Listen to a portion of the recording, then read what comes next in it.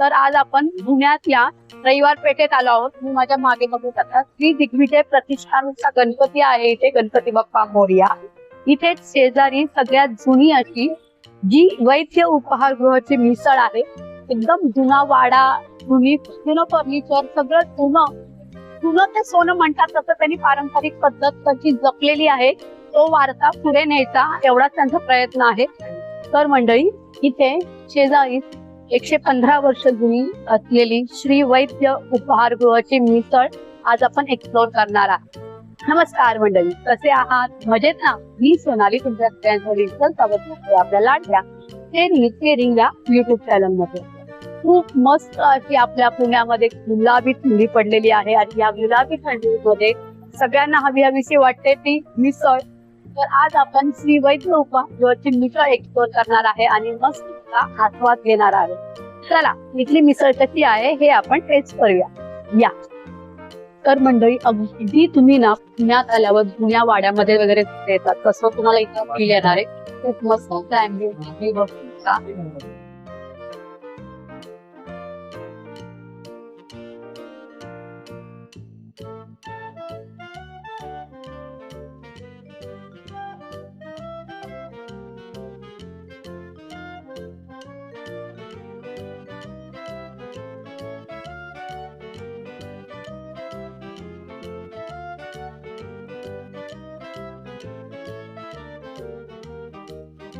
एकशे 15 वर्षांपूर्वी 1910 साली माझ्या पणजोबांनी वैद्य उपहारगृहाची स्थापना केली. त्यावेळेस ते कोकणातनं आले होते पुण्यामध्ये चरितार्था करता, पोटा पाण्याच्या व्यवसायात.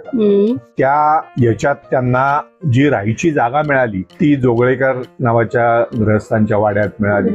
आणि या जोगळेकरांचं उपहारगृह, जोगळेकर उपहारगृह म्हणून जे लाल महाल जिजामाता बाग आहे त्या लाल महालाच्या इथं त्यांचं उपहारगृह होतं. त्या लाल महालाच्या थोडस बाजूला त्यांचं उपहारगृह होतं आणि त्याची बरकत बघून, त्याची भरभराट बघून माझ्या पणजोबांना असं वाटलं की आपणही उपहारगृहाचा व्यवसाय करावा. मग उपहारगृहाचा व्यवसाय करावा तर तो कुठे करावा, जागा कुठली निवडावी. तर हा जो रस्ता आहे बेगडे रस्ता, हा रस्ता तसं पाहायला गेलं तर एक रस्ता नाहीये, अनेक रस्ते आहेत. या रस्त्याची सुरुवात कुंभारवेशीपासून होते आणि या रस्त्याचा शेवट स्वारगेटला होतो. या रस्त्यावरती जर बघितलं तर कुंभारवेशीच्या इथं कुंभारवाडा आणि कुंभाराची जी मातीची मडकी असतात किंवा मातीच्या वस्तू असतात त्या मिळतात. त्यानंतर तांबटाळी आहे, त्या तांबटाळीमध्ये तांब्या पितळेची भांडी मिळतात.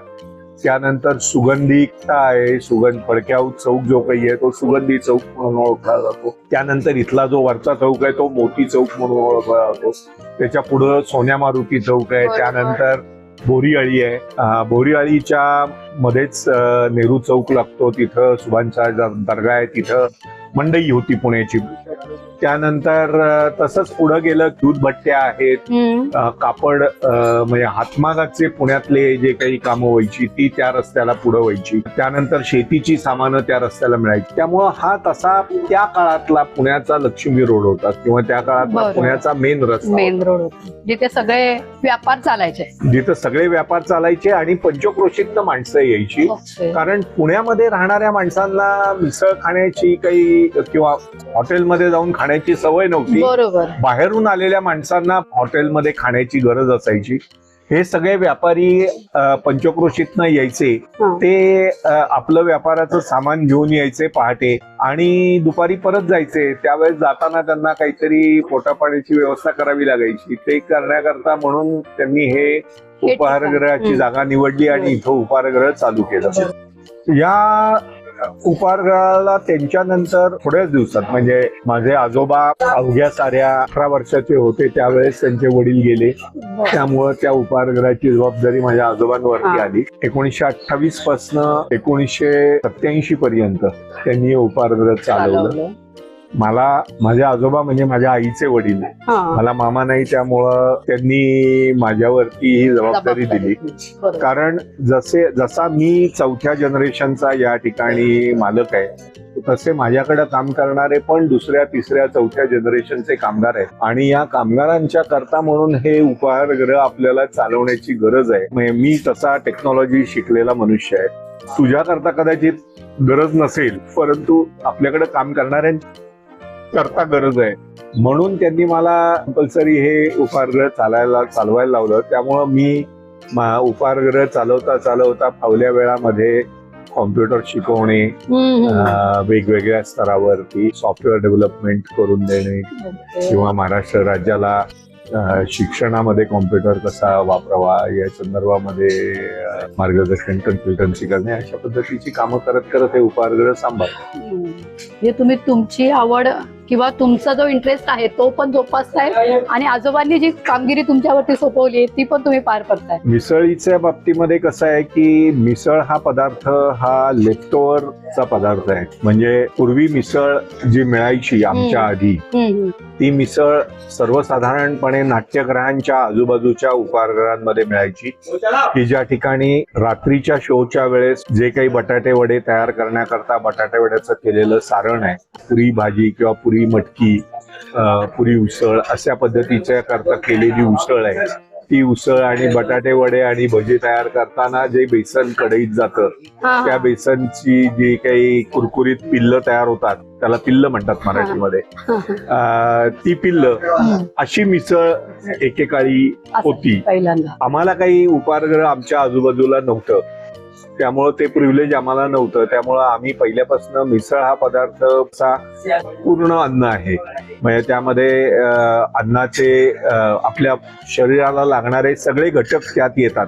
कार्बोहायड्रेट्स येतात, प्रोटीन्स येतात, फायबर्स येतात. तर आम्ही सर्व गोष्टी ताज्या तयार करून आणि त्या ताज्या तयार करताना कोकणी पद्धतीनं तयार करून ते सर्व करायला सुरुवात केली. आणि पुणेकरांच्या पसंतीला गेली 115 वर्ष आम्ही टिकून आहोत. तीच चव त्यांनी आतापर्यंत ठेवलेली आहे, कारण तीच पिढी त्यांच्याकडे खूप म्हणून जे काम करतायत तीच पिढी आहे. स्पेशली ही अशा टाईपची ग्रीन कलरची कधी नाही, त्यामुळे पहिल्यांदा आम्ही ऍक्च्युली आज वेळ काढूनच आले, कारण टायमिंग पण आहे, सकाळी वेळ काढून पण आवडली आहे. आणि स्पेशली वरती फरसाण वगैरे म्हणजे त्याचा तो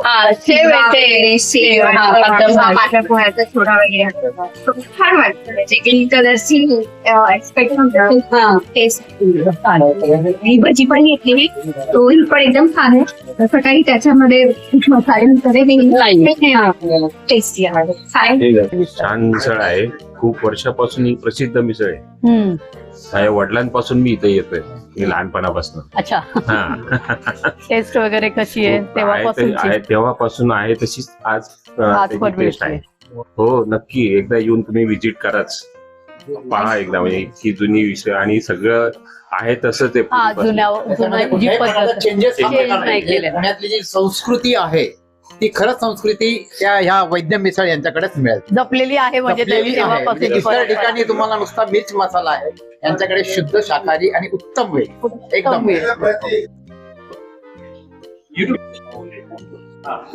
मिसळ छान आहे, पहिल्या वेळेस आलोय मी, दोस्तांनी आणलं म्हणून आलोय. अप्रतिम आहे, छान आहे मिसळ. मी नाशिकहून आलेलो आहे खास मिसळ खाण्याकरता, यांच्या आग्रह असतं. नाशिकची मिसळ आणि ह्याच्यामध्ये तुम्हाला आवडली की नाही आमच्याकडची पुण्याची मिसळ? ही मिसळ वेगळीच आहे, वेगळीच टेस्ट आहे. हिरवा रस्सा आहे, हिरवा रस्सा आहे ना यांचा. एवढा खाली आहे, शेव पण आहे, जाड शेव आहे, हा रस्सा हिरवा रस्सा हे दिसतो. चहा अच्छा, वेगळी तुम्ही मिसळ जर नको असेल तर तुम्ही उसळ, मटारची हिरव्या रश्श्याची ती पण उसळ आहे, ही पण तुम्हाला इथे गरम गरम मिळते. त्याचा पण स्मेल एकदम मस्त तसाच येतोय. बटाटा भजी आणि मिरची, या बटाटा भजी खायला, गरम गरम आहे. माल सुद्धा बघून वगैरे चालतात. मिरची मिरची पण इतकी सुंदर आहे, बघितलं की असं लगेच कळतं की क्वालिटी काय आहे? यहाँ का पोहा ट्राई किया, पोहा बहुत टेस्टी था और सिंपल था। हेल्थ वाइज भी देखा जाए तो ऐसा सिंपल पोहा बहुत सही रहेगा, ट्राई करेंगे तो अच्छा रहेगा ऐसा। वैद्य वैद्य मित्र पूर्वीपासून खायला येतो, तर रिक्षा चालवतो तेव्हापासून मी येते, बर. त्यांची पासून येते. जी चव आहे ती चव आहे आतापर्यंत. त्यांची भजी पण खूप छान आहे. हा, नॉर्मली सगळीकडे लाल असतो, इथे त्यांची हिरवं हिरवी आहे. मिसळ आहे. हिरवी मिसळ आहे. जो वास आहे ना तो कुठंच नाहीये. खरंच ते तर आल्या आल्या फील होतात आतमध्ये. बदला भजीचं खूप सुंदर आहे. छान आहे मिसळ, थोडीशी टेस्ट वेगळी वाटली. कोल्हापुरात आमचे ठोंबरे मामांची मिसळ फार युनिक आहे, ती पण आहे छान. ती पण खूप मस्त वाटली, थोडस काहीतरी युनिक वाटलं, वेगळं वाटलं. आवडली छान आहे, तुम्हाला? आवडली मिसळ, आवडली. बघू शकता इथे गरम गरम भजी, बटाट्याची भजी इथली फेमस आहे, ती पण बनतीये. आता आपण बघितली, अगदी 2 मिनिटांमध्ये तिथली भजी संपली, लगेच त्यांनी चालू करायला घेतली.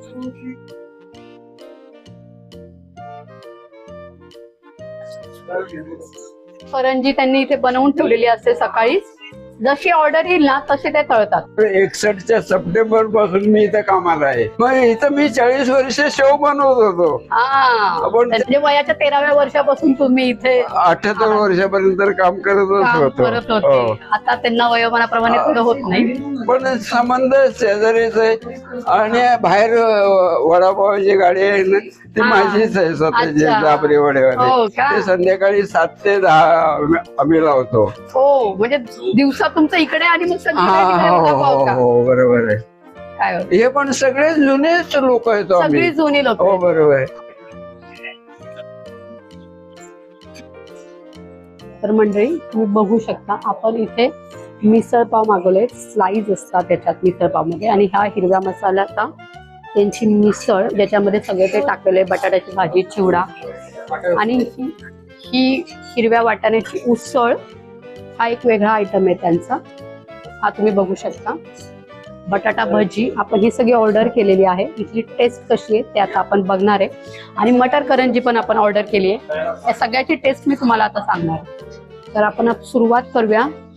ज्यासाठी आपण आलेलो आहोत, वैद्य उपहारगृहाची हिरव्या रश्श्याची मिसळ खाण्यासाठी.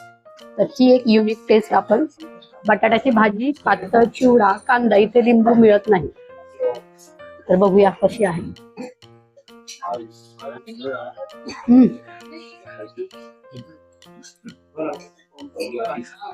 प्रतिम आहे.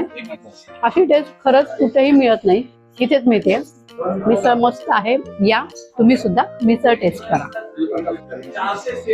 ह्याची सुद्धा टेस्ट म्हणजे कोथिंबीर आणि मिरची आहे ना भरपूर प्रमाणात वापरली आणि फ्रेश आहे एकदम.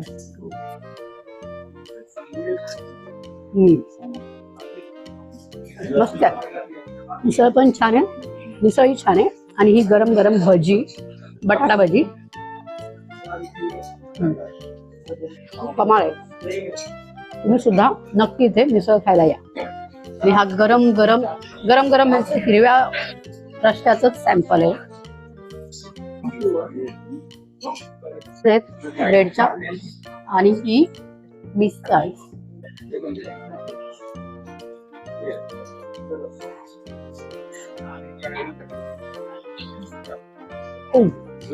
आपली मटर करंजी आलेली आहे, गरम गरम आहे, आणि त्याच्यावर चटणी पण मिळते मटर करंजी बरोबर. तुम्ही बघू शकताय बघा. मटर करंजी मी गरम गरम फोडून दाखवते. पूर्ण मटर भरलेलं आहे, मस्त वाफ येते. त्याची पण टेस्ट बघू कशी आहे.